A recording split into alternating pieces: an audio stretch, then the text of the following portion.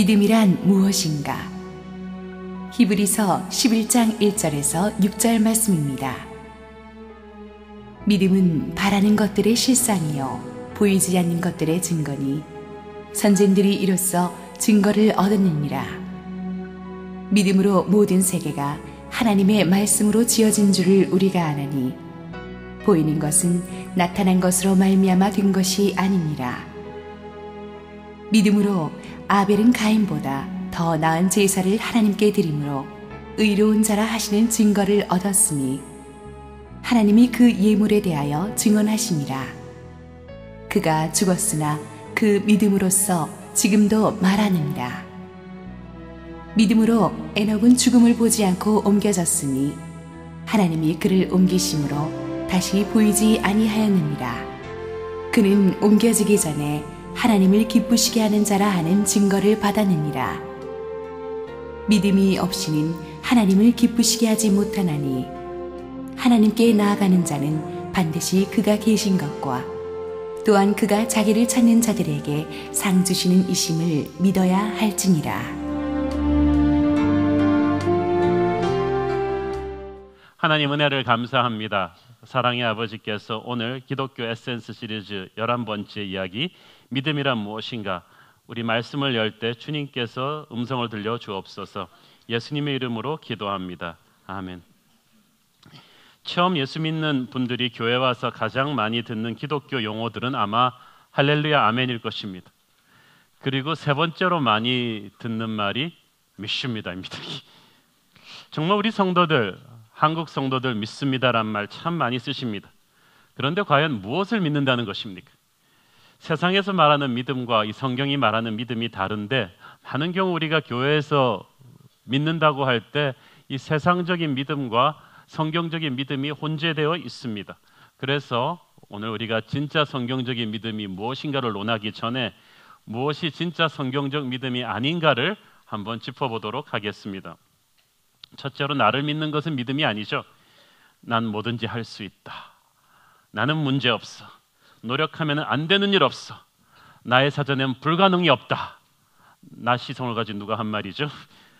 특히 자수성가한 분들이 이런 말들을 많이 하시는데 이런 맹목적 긍정적 사고방식은 믿음이 아닙니다. 세상의 많은 문제들은 나는 뭐든지 할 수 있다며 자기 한계를 모르고 날뛴 분들이 일으키는 것입니다. 아무리 노력해도 안 되는 일 분명히 있습니다. 내가 아무리 잘하려고 해도 나는 약점투성이, 실수투성이의 사람일 뿐입니다. 우리는 내게 능력 주시는 주님 안에서 무엇이든지 할 수 있는 것이지 내가 할 수 있다고 굳게 믿지 마십시오. 요행을 바라는 것도 믿음이 아닙니다. 어떻게 되겠지 뭐. 삿입에 거미줄이야 치겠어. 언젠가 내게도 쨍하고 해뜰 날이 오겠지. 설마 망하기나 하겠어? 그런데 설마가 사람 잡는다는 것을 우리는 경험으로 알고 있죠. 이렇게 요행을 바라는 분들이 복권을 사고 도박을 하고 땀 흘리지 않고 한 방에 인생 역전을 하려고 하는 것입니다. 이런 허황된 꿈을 꾸다가 나중에는 씁쓸히 주저앉게 되죠. 또 대책 없는 낙관주의도 믿음이 아닙니다. 모든 걸 시간이 해결해 줄 거야. 다 잘 될 거야. 사람과 사람이 미워하던 것이 어디 시간이 해결해 주던가요? 가만히 있으면 남북관계가 잘 풀리던가요? 여러분, 세상의 미래를 낙관적으로 보지 마십시오. 세상의 공중 권세 잡은 사탄은 사악합니다. 세상은 갈수록 악하고 사나워질 것이라고 성경이 말하고 있습니다. 세상에 대해서 환상을 갖지 말라고 말합니다. 너희들이 마지막이 갈수록 난리와 난리 소문을 들을 것이고 전쟁과 기근과 핍박을 각오해야 될 것이며 사람들이 무정해지고 사나워해질 것이고 하나님의 사람들을 핍박할 것이라고 했습니다. 그러므로 그렇게 대책 없는 낙관주의를 가지는 것이 믿음은 아닙니다. 그러면 믿음은 무엇이냐? 성경적인 믿음의 첫 번째 정의는 믿음은 구원의 열쇠다라는 것입니다. 예수께서 말씀하셨습니다. 나는 부활이요 생명이니 나를 믿는 자는 죽어도 살겠고 살아서 나를 믿는 자는 영원히 죽지 않을 것이다. 여기서 나를 믿는다는 에서 나의 무엇을 믿는다는 것입니까? 예수님의 십자가 복음을 믿는다는 것입니다. 어떤 분들은 교회 다니면 자기가 하나님을 믿는 거라고 구원받을 거라고 착각을 합니다. 나는 교회 나가니까 천국 갈 거야. 그 사람은 착하게 살았으니까 천국 갔을 거야. 그것은 구원받는 믿음이 아닙니다. 구원받는 믿음은 그 하나님의 아들 예수 그리스도가 십자가 죽음으로써 나의 죄를 대속했다는 것을 내가 믿고 그분을 나의 구주, 나의 하나님으로 영접하고 선포할 때 그것이 구원받는 믿음입니다. 어설프게 내가 교회 다니면서 하나님, 예수님 이야기를 한두 마디 들었다고 해서 그게 구원받는 믿음이 아닙니다. 이 구원받는 믿음은 어떻게 생깁니까? 말씀을 들음으로써 생깁니다. 로마서 10장 17절 시작. 그러므로 믿음은 들음에서 나며 들음은 그리스도의 말씀으로 말미암았느니라. 사람이 하나님의 말씀을 듣지 않으면 거듭날 수도 없고 믿음이 생길 수도 없습니다. 교회를 오래 다녔는데도 이 말씀을 듣고 믿음이 생기지 않아서 구원받지 못한 분들을 보면 목사로서 영적으로 참 답답합니다. 굉장히 나이스한 분인데 구원을 받지 못하면 영적으로 뭔가 딱 막힌 벽이 느껴지죠. 종교적으로 몸만 왔다 갔다 하는 것은 구원받은 게 아닙니다. 말씀을 듣고 거듭나야만 합니다.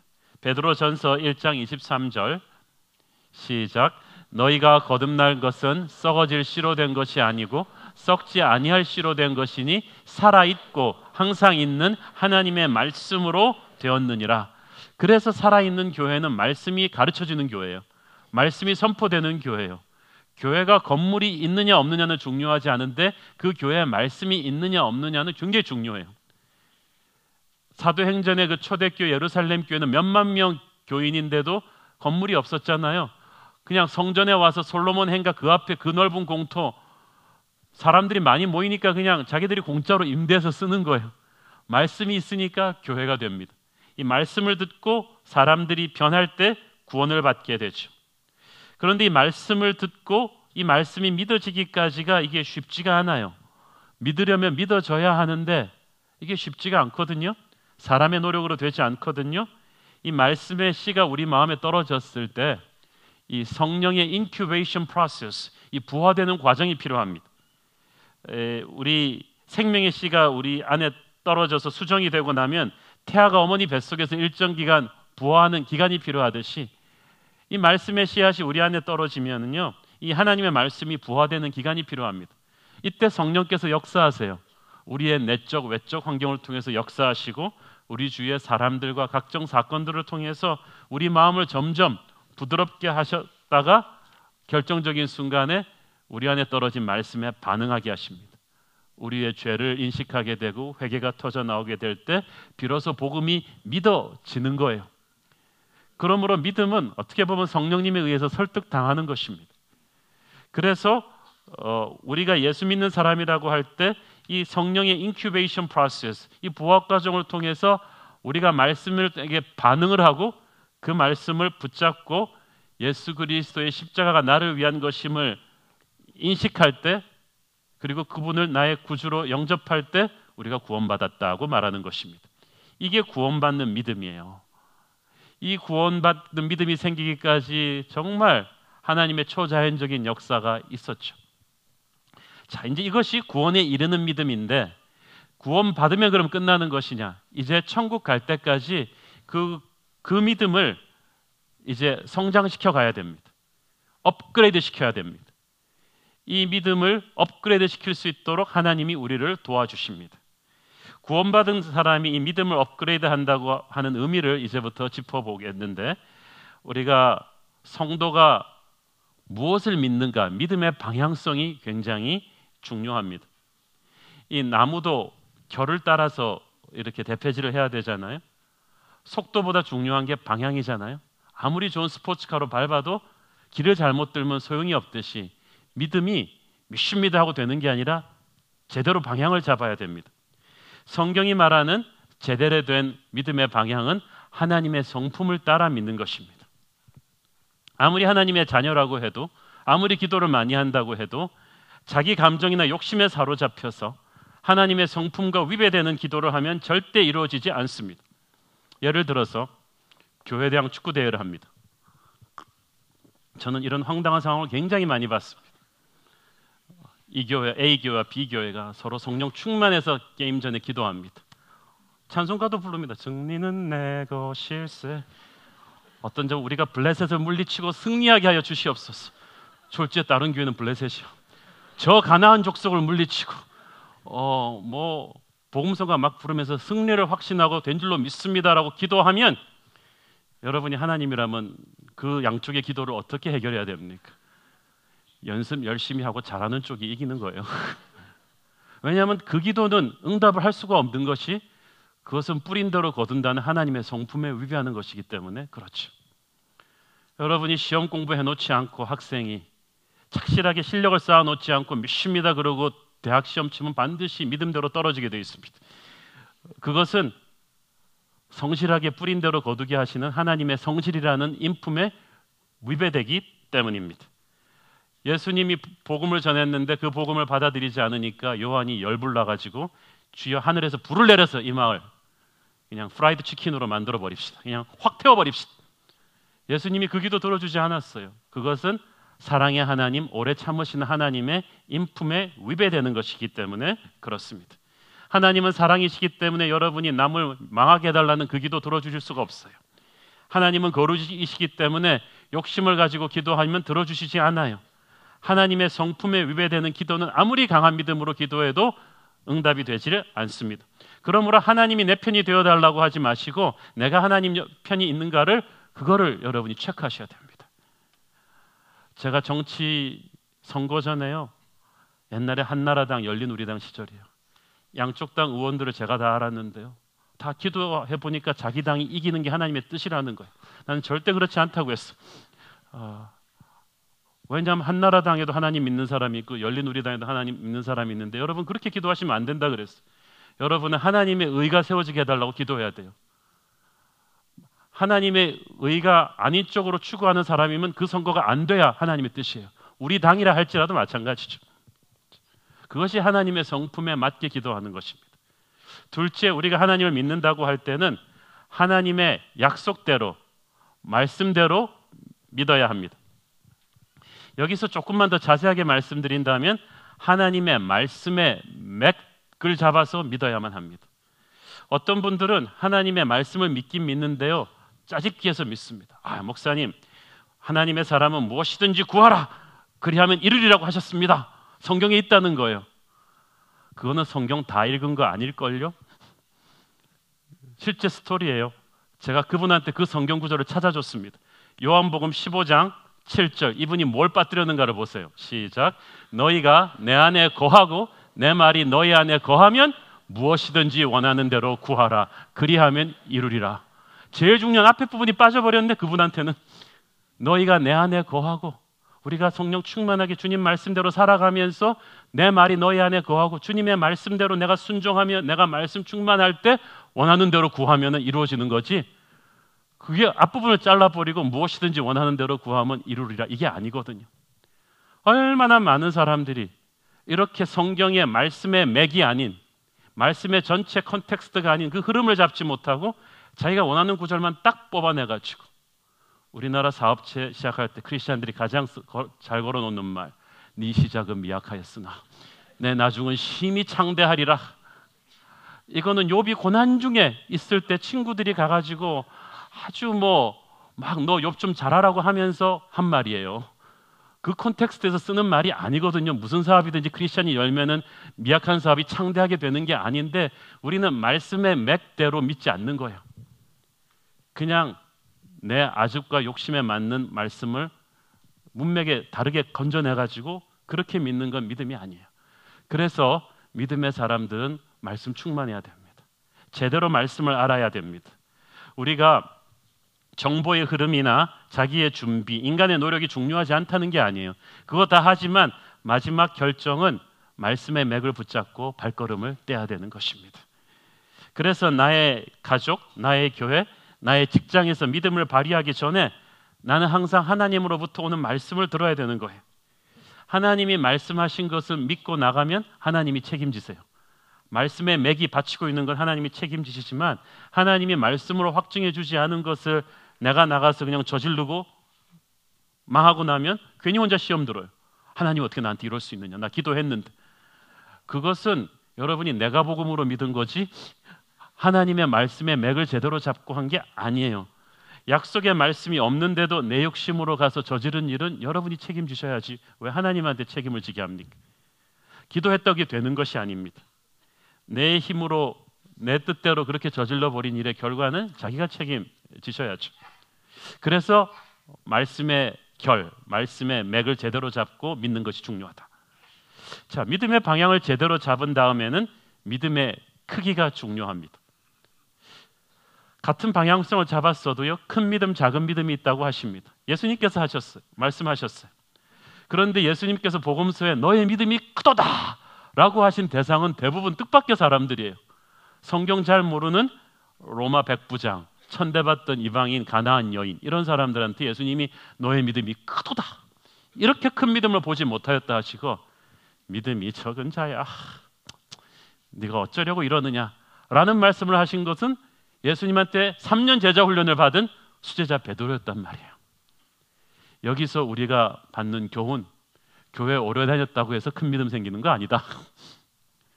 성경 많이 한다고 해서 교회 직분자라고 해서 큰 믿음 있는 거 아니다. 큰 믿음은 어떤 믿음이냐? 여러분, 이왕 믿음을 가지려면 큰 믿음 가지셔야죠. 왜냐하면 큰 믿음은 큰 은혜를 끌어내거든요. 큰 능력을 끌어내거든요. 크신 하나님을 체험하고 완전히 다른 차원으로 가거든요. 이 큰 믿음이란 어떤 믿음일까요? 누가복음 7장에서 예수님이 큰 믿음을 가졌다고 칭찬하신 로마 백부장의 말 속에 큰 믿음이란 무엇인가가 나옵니다. 누가복음 7장 6절부터 8절 시작. 예수께서 함께 가시. 예, 그 집이 멀지 아니하여 백부장이 복들을 보내어 이르되 주여 수고하시지 마옵소서. 내 집에 들어오심을 나는 감당하지 못하겠나이다. 그러므로 내가 주께 나아가기도 감당하지 못할 줄을 알았나이다. 말씀만 하사 내 하인을 낫게 하소서. 나도 남의 수하에 든 사람이요 내 아래에도 병사가 있으니 이더러 가라 하면 가고 저더러 오라 하면 오고 내 정도로 이것을 하라 하면 하나이다. 이 짧은 말 속에, 완전 신앙 초보인 이 백부장의 말 속에 예수님을 기쁘시게 하는 큰 믿음의 에센스가 들어있어요.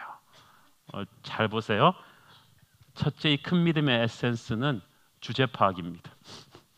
겸손이에요. 로마 백부장은 감히 자신의 집은 예수님을 맞아들이길 자격이 없는 집이라는 거예요. 인간적으로 생각하면은 아니죠. 왜냐하면 이 로마 백부장은 지금 식민지 로마의 톱 장교거든요. 우리로 말하면 일제시대 그 지역 일본군 사령관과 같은 계급이에요.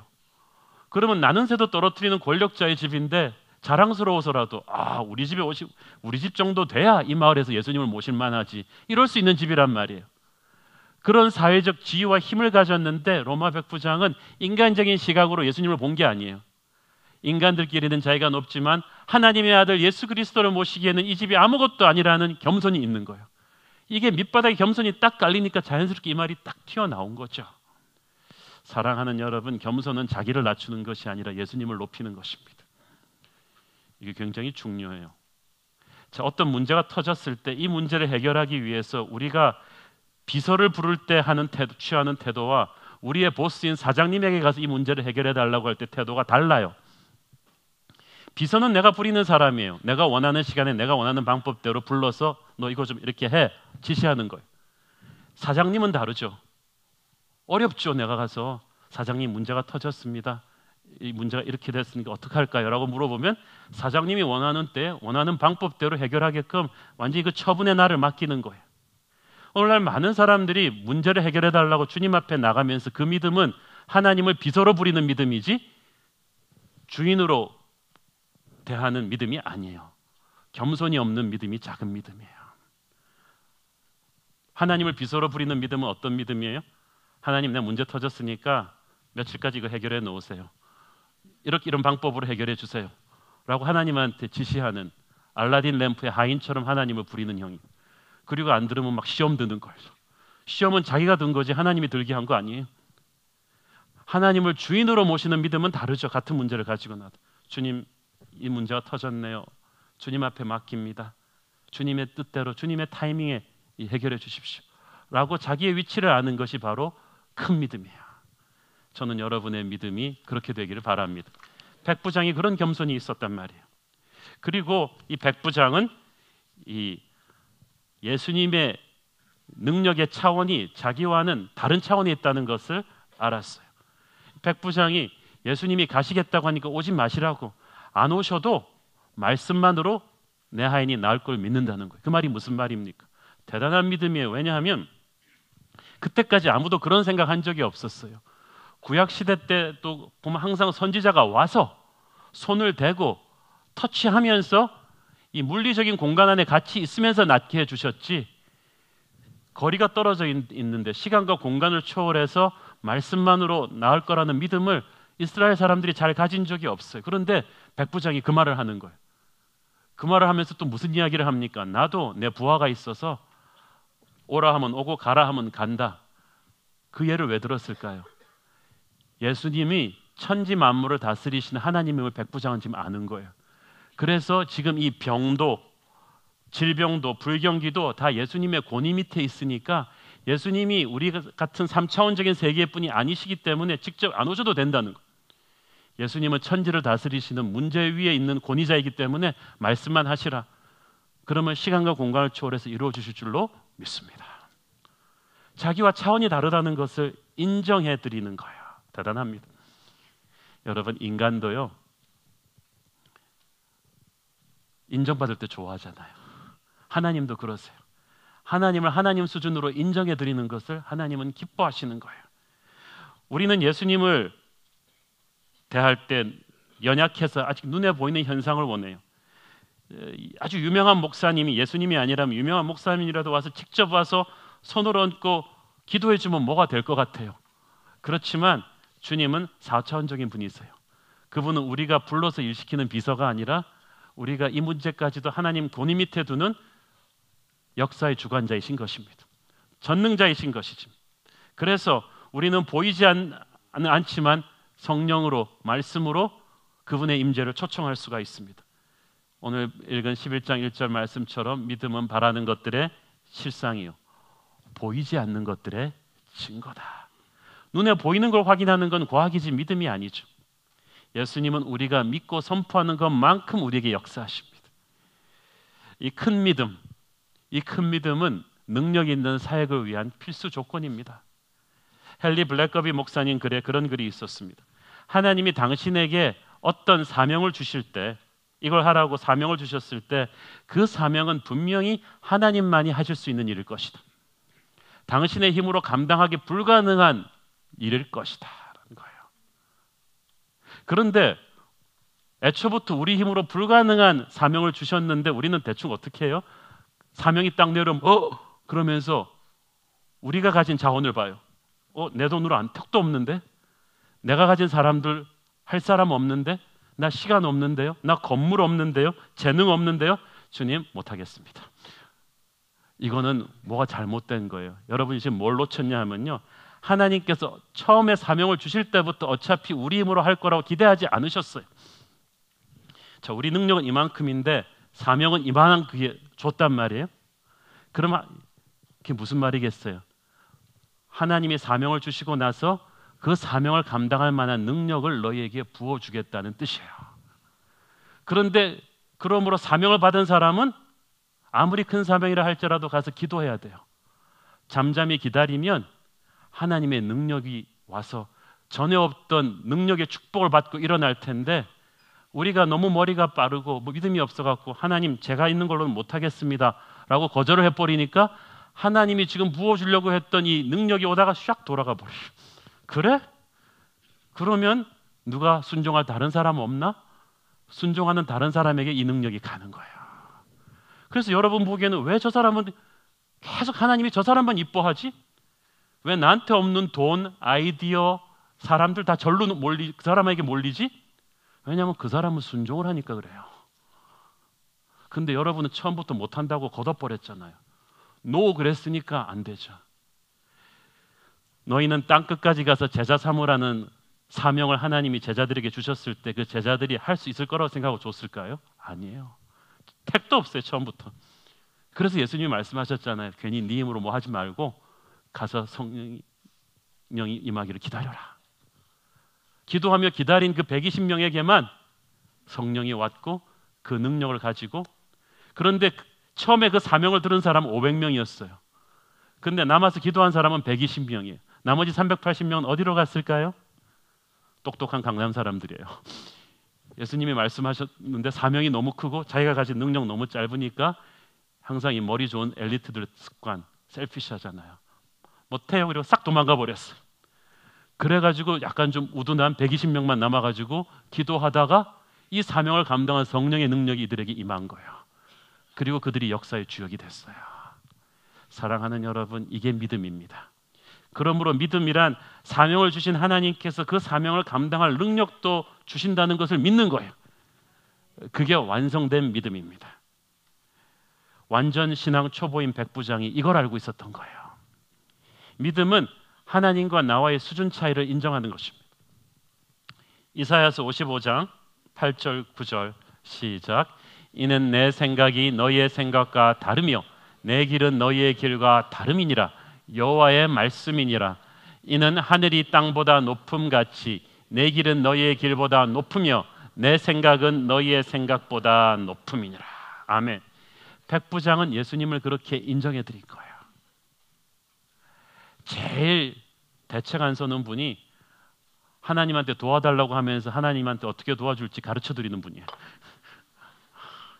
이건 마치 공부 못 해가지고 공부 잘하는 애한테 물으러 갔으면서 공부 잘하는 애를 가르쳐요. 이렇게 하는 거 맞지? 이러는 거예요. 처음부터 왜 왔냐는 말이죠.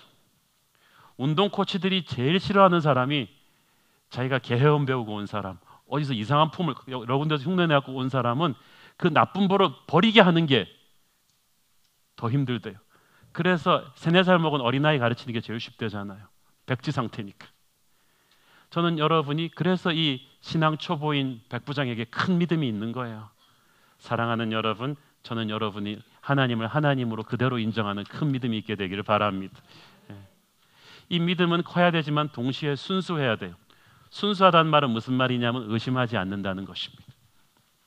여러분이 의심이라는 마귀에게 넘어가면요, 믿음이 폭발하지가 않아요. 야고보서 1장 6절 7절 시작. 오직 믿음으로 구하고 조금도 의심하지 말라. 의심하는 자는 다시 바람에 밀려 요동하는 바닷 물결 같으니 이런 사람은 무엇이든지 죽게 얻기를 생각하지 말라. 끝까지 좀 더 가면은 두 마음을 품어 모든 일에 정함이 없는 자로다. 기대하지 말라는 거예요. 의심했다고 하면. 사랑하는 여러분, 우리가 믿음을 가지려고 하면은 사탄이 우리로 하여금 하나님의 능력을 의심하게 하고 하나님의 우리를 향한 사랑을 의심하게 합니다. 그러나 그것은 다 마귀의 생각입니다. 여러분의 믿음이 순수해지기를 바랍니다. 하나님을 믿으셔야 돼요. 그 사랑을 믿어야 돼요. 그 능력을 믿어야 돼요. 불신은요, 징계를 받아요. 세례 요한의 아버지 사가랴와 엘리사벳은 나이 늙도록 아기를 갖지 못했습니다. 오래 아기를 갖게 해달라고 기도했습니다. 그랬더니 하나님의 천사 가브리엘이 와서 너에게 아기가 생길 거라고 그랬습니다. 그럼 가브리엘은 뭘 기대했을까요? 이렇게 오랜 기도 응답을 이렇게 해줬으니까 할렐루야 아멘 그러면서 나를 안고 뽀뽀라도 해주겠지? 그런데 사가랴의 반응, 우리는 늙었는데 어떻게 아기가 생겨요? 그럼 너 이때까지 기도한 건 뭐야? 주시옵소서라고 기도했는데 하나님이 주니까 하고 놀래는 거지. 이럴 리는 없다는 거예요. 여러분, 얼마나 많은 분들이 기도하면서도 실은 안 될 거라는 믿음을 갖고 기도하고 계세요? 이 사가랴가 그랬던 거예요. 설마 아브라함은 늙어서 아이를 가졌지만 나한테 그런 일이 일어날 수 있겠어라고 생각하는 거예요. 그러나 여러분이 히브리서 11장 1절 2절 말씀 다시 보세요. 믿음은 바라는 것들의 실상이요 보이지 않는 것들의 증거니 선진들이 이로써 증거를 얻었느니라. 그 말은 무슨 말입니까? 하나님이 왜 이렇게 많은 분량을 할애해서 구약성경, 신약성경에 수많은 믿음의 선배들의 이야기를 써주셨겠는가? 그것은 구경만 하라고 전설 따라 삼천리, 전설의 고향 보듯이 전래동화 보라고 주신 스토리가 아니라는 거예요. 이것은 지금 너에게도 일어날 수 있는 일이다 하는 거예요. 네가 바로 이 시대의 아브라함이다. 네가 바로 이 시대의 다니엘이다. 네가 바로 이 시대의 요셉이라는 거예요. 하나님께서 그런 기름 부으심을 말씀을 통해 주신다는 것을 알고 성경을 읽어야 마음이 뜨거워지죠. 아브라함에 대해서, 야곱에 대해서, 모세에 대해서, 여호수아에 대해서 이렇게 말씀을 읽을 때 우리 마음이 뜨거워지는 줄을 믿습니다. 그런데 이 믿음은 축복을 받는데 불신앙은 징계를 받아요. 이 사가랴가 이렇게 불신했기 때문에 세례 요한이 태어날 때까지 9개월 동안 벙어리가 됩니다. 좀 불편했겠죠. 이 징계는 이 사람을 저주하기 위한 징계가 아니라 이 사람을 믿음을 업그레이드 시키기 위한 잠시의 불편함과 고난입니다. 그렇다고 하나님이 너 믿음 없으니까 아들 주려던 거 취소, 그리고 세례 요한이 안 태어나게 하신 건 아니에요. 믿음의 약속은 이루어지지만 그것을 감당할 만한 성숙을 갖추기 위해서 하나님이 약간의 고난을 주십니다. 그것을 여러분이 은혜롭게 잘 감당하기를 바랍니다. 자, 여기서 우리는 믿음의 갈등 문제를 조금 짚고 싶습니다. 사실 세례 요한의 부모 사가랴만 탓할 게 못 되죠. 우리가 연약한 인간 아니겠습니까?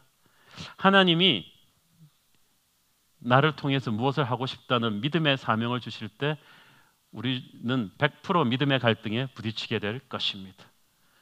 하나님의 말씀을 믿고 가고 싶지만 내 안에 생각이 너무 많아요. 눈앞에 보이는 현실이 너무 힘들어요. 75세의 나이에 고향 땅 떠나는 게 쉬워요? 아들 자식 다 데리고? 그리고 그 나이에 아들 준다는 약속 그거 믿기 쉬워요? 아마 25년이나 걸렸는데 나중에 진짜 아들을 받기까지. 아마 아브라함은 맨날 의심과 갈등이 많았을 거예요. 그거 성경에 안 나와서 그렇죠. 이 갈등 상황을 그러나 너무 힘들어하지 마십시오. 내가 왜 이 갈등이 있는가? 이거 힘들어하지 마세요. 그냥 당연히 있다고 생각을 하십시오. 부부가 결혼을 하면은 부부싸움 안 해요? 해요. 그런데 신혼부부들이 이걸 못 견딥니다. 우리가 허니 그러면서 결혼했는데 왜 싸울까? 우리는 미스테이크가 아닐까? 그러나 부부싸움 해요. 근데 부부싸움을 통해서 하나님이 우리를 성숙해가는 그 의도가 있는데 그걸 믿고 이 싸움을 당연시 받아들이면서 이건 내 자아가 너무 세서 그렇구나 그러면서 해가면 아름다운 성숙의 열매가 나오듯이 믿음의 갈등도 마찬가지입니다. 하나님의 사명은 항상 우리를 믿음의 갈등 속으로 몰아넣습니다. 중요한 건 이 믿음의 갈등 상황을 피하는 것이 아니라 피할 수는 없어요. 지혜롭게 잘 대처하는 것이 중요합니다. 하나님께서 어떤 믿음의 갈등 상황으로 우리를 밀어넣으시는 것은 우리 인격 속의 어떤 모난 부분을 다루고자 하시기 때문입니다. 이것을 견디지 못하고 조급하게 인간적인 무리수를 두면 안 돼요. 이 갈등 상황을 견디지 못한 아브라함의 아내 사라가 무리수를 두죠. 머리가 너무 좋아요. 왜 애가 안 생기지? 하나님이 분명히 우리 남편을 통해서 에게 아들을 준다고 하셨는데 안 생기는 이유는 나 때문인가? 그러니까 남편의 아들이니까 꼭 내가 내 배를 통해서 나올 필요는 없잖아. 그러면 나보다 젊은 여종 하가를 통해서 남편과 동침시켜서 낳게 하면 되겠다. 영감인가 보다. 그렇게 생각을 한 거예요. 그렇게 해서 이스마엘이라는 아들이 태어난 거예요. 그렇게 사라가 조급하게 자기 머리 굴려서 태어난 아들 이스마엘은 두고두고 이삭과 갈등 관계가 되고 3,000년이 넘도록 아랍과 이스라엘 민족의 중동의 화약고를 만들어 버렸어요. 여러분, 믿음의 갈등 상황에서 우리가 기도하면서 말씀을 붙잡고 묵상해서 성령의 인도를 받아야지 순간적으로 머리 굴려서 조급하게 요령 부리면 반드시 이스마엘 사건 같은 게 터져요. 사태가 더 악화되는 거예요. 이 갈등이라는 단어는 영어로 crisis라는 이 단어는 decision, 결단이라는 단어와 똑같은 어근에서 파생이 되었습니다. 믿음의 갈등 상황은 우리가 어떤 결단을 내려야 되는 전환점이에요.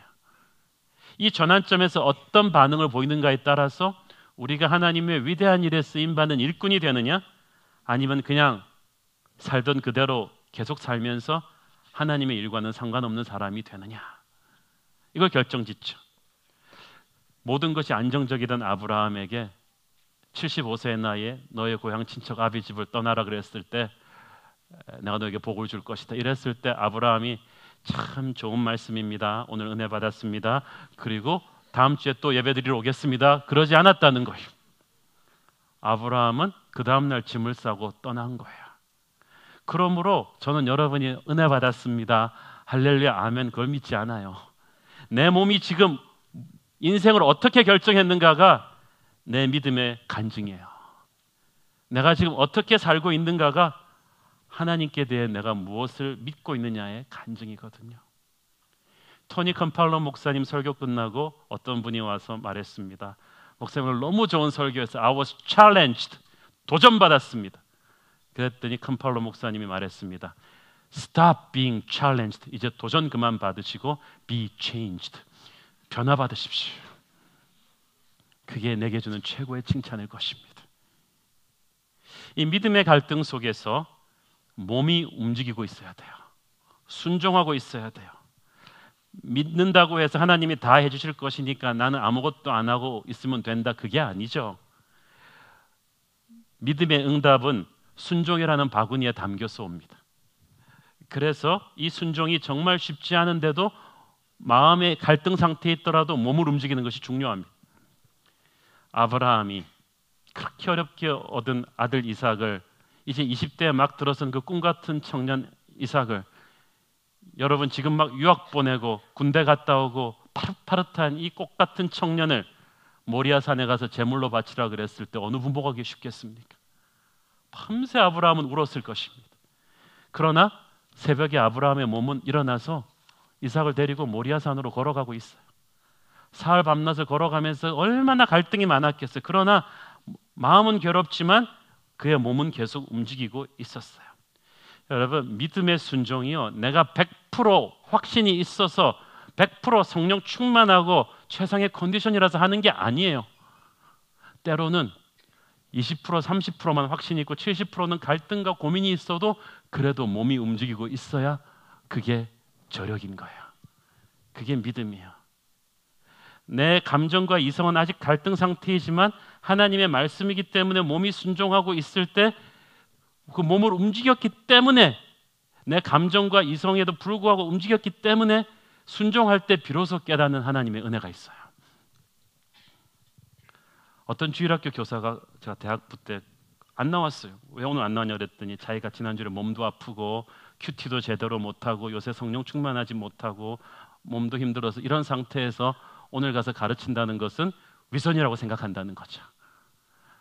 제가 아니라고 그랬습니다. 위선은 내 마음이 아닌데도 내 체면을 의식해서 하는 것은 억지로 하는 게 위선이지만, 내 몸과 마음이 힘들지만 하나님의 주신 사명이기 때문에 몸과 마음이 안 따라줘도 내 몸을 움직이는 것은 그건 순종이지 위선이 아닙니다. 여러분, 한옥 목사는 매주일 100% 성령 충만해서 평화롭고 은혜 충만해서 설교하는 줄 아세요? 저는 부부싸움 안 할 것 같아요. 저한테는 10대 골룸 오크들이 안 들이받을 것 같아요. 저는 운전하다가 남포 운전차가 확 들어올 때 이씨 그러면서 이렇게 성미 안 늘 것 같아요. 저는 감기 안 걸려요. 저는 몸 피곤 안 해요. 2,000명 있는 교회에서 성도들끼리 컨플릭트 있고 교역자들끼리 힘든 상황 없었을 것 같아요. 그럼 주일날 아침에 제가 설교단에 올라왔을 때 그런 고민 아무것도 없이 100% 은혜롭고 사랑스럽고 성령 충만한 상태에서 설교하는 건 지금 고백하지만 1년 52주 중에서 한 1주 정도 됩니다. 그리고 그게 이번 주는 아닙니다. 그러면 내가 내 마음이 안 따라주니까 오늘 설교하는 건 위선이야, 그리고 설교를 안 해버릴까요? 그건 아니죠. 오히려 이렇게 힘든데도 하나님이 주신 사명이기 때문에 하니까 지금 여러분 은혜 받고 있잖아요. 그죠? 어떨 때는 정말 아니라고 생각했는데도 했는데 그게 뜻밖의 영적인 폭발을 일으키는 때가 있어요. 지난 겨울 12월 달에 부흥회를 결정하고 했을 때는 제 인생에 가장 많은 여러 가지 어려움이 많이 우리 교회에 왔을 때예요. 그런데 이런 상황에서 부흥회를 해야 되나? 그런데 하니까 영적인 먹구름이 싹 고치는 거예요. 여러분 인생에서도 그렇습니다. 오늘 안내하시는 분들 다 성령 충만하고 100% 할렐루야에서 안내했을까요? 아마 오면서 차에서 부부싸움한 부부도 있었을 거예요. 그럼에도 이분들이 훌륭하죠. 그냥 티격태격 하다가 할렐루야 그러면서 이걸 하는데 이게 위선입니까? 아니에요. 믿음의 순종이에요. 이렇게 여러분 할렐루야 하면서 씩 웃다 1시간 하다 보면은 부부싸움이 사라져 있어요. 믿음으로 찬양을 하고 이렇게 했는데 어느 순간에 순종이 제사보다 낫다고 내 마음에 은혜가 온 거예요. 변한 거예요. 그래서 믿음의 갈등 상황에서 중요한 건 몸을 움직여서 계속 순종하는 것이고요. 이때 중요한 것은 인내입니다. 하나님의 타이밍과 하나님의 방법이 나와 다르다는 것을 존중하는 거예요. 때로는요, 우리가 응답을 받았는데도 그게 응답인 줄 모르는 수가 있어요. 왜냐하면 우리가 원하던 각본대로 응답이 안 왔거든요. 예를 들어서 하나님 우리 아이를 축복해 주시옵소서라고 기도했는데 아이가 대학에 떨어졌어요. 원하던 대학에 떨어졌어요. 그럼 우리가 믿음이 실패했다, 기도가 응답받지 않았다고 생각하는데 그게 아니에요. 그 대학에 떨어진 대신 다른 대학에 가서 다른 전공을 하게 되었는데 훗날 직장 잡을 때 보니까 그것이 훨씬 나은 선택이었음을 알게 되죠. 하나님의 자녀의 믿음은 실패하는 법이 없습니다. 제가 미국에서 신학 박사하기 시작할 때 제가 가서 사역하고 싶은 교회가 있었어요. 좋은 교포교회였어요. 그런데 거기를 못하게 됐어요. 그래가지고 모든 상황이 엉키면서 동부로 이사를 가고 3년을 더 있게 되고 막 굉장히 힘들어졌는데 동부로 3년을 가서 살다 와서 거기서 박사학위를 끝내고 한국에 와서 더 좋은 교회로 올 수 있었고 더 좋은 사역의 찬스들을 3년 있다가 다른 곳에서 만나게 된 거예요. 그리고 지난 14년 동안 하나님의 복을 참 많이 받았습니다. 그때는 내가 원하던 대로 믿음이 응답받지는 않았지만 지금 돌이켜보니까 하나님의 은혜가 내게 임한 거야. 믿음의 갈등 상황을 통해서 하나님은 우리의 믿음을 점점 성장시켜 가십니다. 아브라함이라고 처음부터 믿음 강했던 거 아니에요. 여호수아라고 처음부터 100% 강한 믿음으로 시작한 거 아니에요. 아까 믿음의 갈등 상태 말씀드렸죠. 여호수아가 여리고 돌진할 때 100% 이길 거라는 확신을 가지고 한 줄 아세요? 아니에요. 내가 기도해 보니까 조금 불안했을 것 같아요. 여호수아도 가다가 뭐 날라오는 거 아니야? 이러면서 갔지만 여호수아의 힘은 그 불안과 의심을 그래도 믿음으로 몸으로 움직여서 이겼다는 거예요. 그래서 작은 승리를 경험하고 나니까 그 다음엔 더 큰 걸 도전할 수 있어요. 그래서 every crisis will give you different kinds of blessing. 모든 어떤 역경을 뚫고 나올 때마다 하나님의 새로운 차원의 축복과 능력을 받고 나와요. 그래서 믿음의 역량이 커지는 거예요. 그러므로 여러분이 계속해서 하나님과 친밀한 관계를 유지하고 가는 게 중요해요. 왜냐하면 믿음의 여정에서 하나님께서 오늘의 일을 어제의 인도하심에 따라 결정하지 않거든요. 여호수아가 여리고를 무너뜨리는 방법과 아이성을 무너뜨리는 방법이 달라요. 여호수아가 이걸 모르고 교만해서 똑같은 방법으로 트라이하다가 처음에 실패했잖아요. 어제 성공했던 일이나 다른 교회에서 성공한 것이 하나님이 오늘 우리 교회에서 쓰고 싶어하는 게 아니에요. 그래서 날마다 우리는 새롭게 하나님을 의지하는 믿음이 필요한 겁니다. Your faith needs to be fresh. 믿음이 그래서 fresh해야 돼요. 신선해야 돼요. 그래서 내가 지금 fresh하게 믿는 것만큼 하나님이 책임지세요. 그러나 내가 안 믿는 것만큼은 내가 책임져야 돼요. 책임질 자신이 있으면 안 믿으세요. 책임질 자신이 없으면 많이 믿으세요. 그러면 내가 믿는 것만큼 하나님이 책임져요. 그럼 하나님이 책임지는 것만큼 평안함과 담대함이 와요. 내가 책임지는 것만큼 스트레스와 불안감과 위궤양이 옵니다. 여러분이 선택이에요.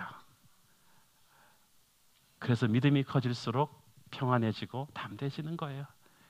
히브리서 11장 6절을 보세요. 믿음이 없이는 뭐라고요?